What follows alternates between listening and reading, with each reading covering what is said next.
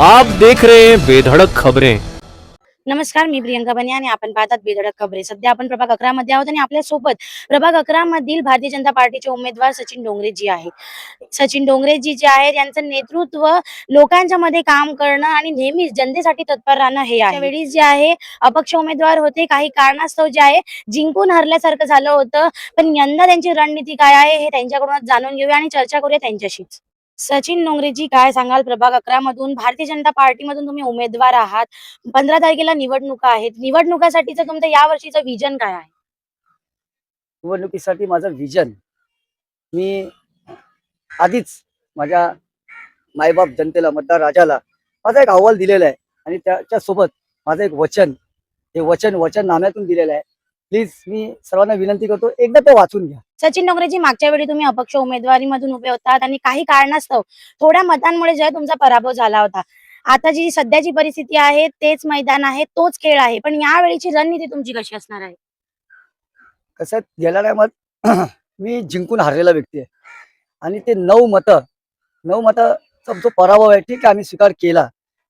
त्यातून खूप काही शिकायला मिळालं.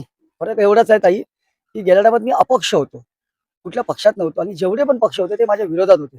आता एक सिम्बॉल मला चांगलं मिळालं आहे, भारतीय जनता पक्षाचा, पार्टीचा एक विश्वास मला मिळाला आहे. चांगली टीम त्यांची माझ्यासोबत आहेत. बघूया पुढे जे होईल ते कबूल करूया. प्रभाग 11 मध्ये लोकांना पाण्याच्या समस्या आहेत, सुरक्षेच्या देखील समस्या आहेत. तिथे जागोजागी सीसीटीव्ही नाही आहेत, कुठे लाईट्स नाही आहेत, ग्राउंड आहेत, पण ग्राउंड मध्ये लोकांना खेळण्यासारखी सुविधा नाही आहे. तर यासाठी प्रभाग 11च्या लोकांसाठी तुम्ही काय करणार आहात?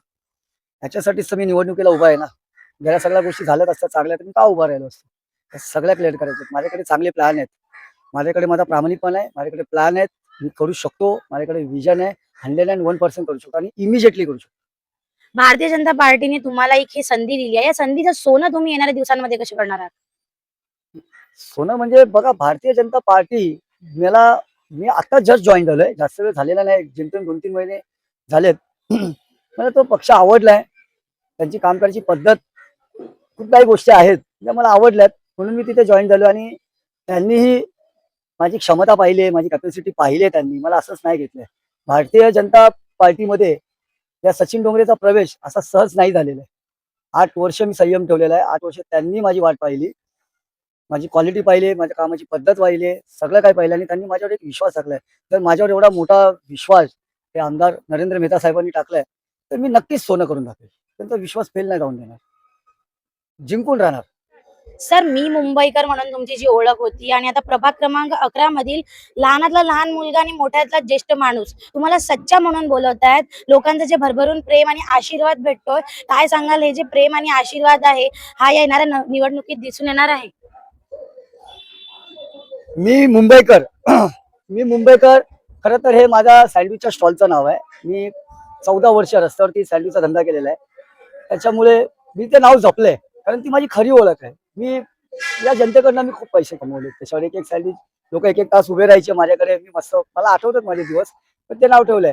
राहिली गोष्ट, मी ज्या ज्या कॅटेगरीमध्ये, ज्या ज्या क्षेत्रामध्ये मी काम केलंय, माझ्या उंचीच्या हिशोबाने, माझे काही मित्र रिक्षावाले आहेत, काय काय, ते लोक पहिले मला सच्चा बोलायचे, ते अजून पण मला सच्चाच आहे. त्यांच्यासाठी सच्चाच आहे. आता माझे मम्मी आणि पप्पा माझे, तर ते घरी आले, कोण तर सच्चू कुठे गेला, सच्चू कुठे गेला, तर ते जेवढे माझे मम्मी पप्पाच्या वयाचे आहेत, माझे शिक्षणाचे, तर ते नाव फिट झालं सच्चू, सच्चा, सच्चू, सचिन, हे चालू आहे. लोक म्हणजे नशीबवान आहे मी, की लोक मला अशी माझी अनेक नाव आहेत, बोलतात, बरं वाटतं, प्रेम देत आहेत, चलत आहे, मजानी लाईफ. आज प्रचाराचा शेवटचा दिवस आहे. जनतेला आमच्या मार्फत तुम्ही काय संदेश द्याल येणाऱ्या निवडणुकीसाठी? आज खरं तर 5 वाजेपर्यंत शेवटचा दिवस आहे, वेळ कमी आहे माझ्याकडे. ठीक आहे, थोडस स्वतःला मी रिलॅक्स ठेवायचा प्रयत्न करतोय. टेन्शन आहे, नाही असं नाही. बघूया, एवढी पब्लिक आहे. आतापर्यंत तर मला प्रोत्साहन चांगलं मिळालंय, पब्लिक कडनं मला रिव्ह्यू चांगला मिळालाय. आणि कसं आहे, प्रत्येक उमेदवार, प्रत्येक व्यक्ती जो आपल्याला हात दाखवतो, हात हलवतो, मायेने बोलतो, तो प्रत्येक व्यक्ती आपला मतदारच आहे, हे कोणच सांगू शकत नाही. पण मला खात्री आहे की आतापर्यंत जो मी संघर्ष केलाय, जे काही केलंय मी, मला लोक भरभरून मतं देतील, विश्वास आहे. मित्रांनो, जसं की आपण प्रभाग क्रमांक 11 मधील भारतीय जनता पार्टीचे उमेदवार सचिन डोंगरे यांच्याशी बोललो. त्यांचं एकच म्हणणं आहे, येणाऱ्या काळामध्ये जे आहे प्रभाग क्रमांक 11 मध्ये ते डेव्हलपमेंट करणार आहेत आणि सोबतच त्यांचं जे विजन आहे ते देखील ते पूर्ण करणार आहेत. त्यांनी घराघरामध्ये त्यांचे वचननामे दिलेले आहेत आणि हा जो वचननामा आहे त्याला पूर्ण करण्याची जबाबदारी जी आहे ते स्वतःच्या वरती घेत आहेत.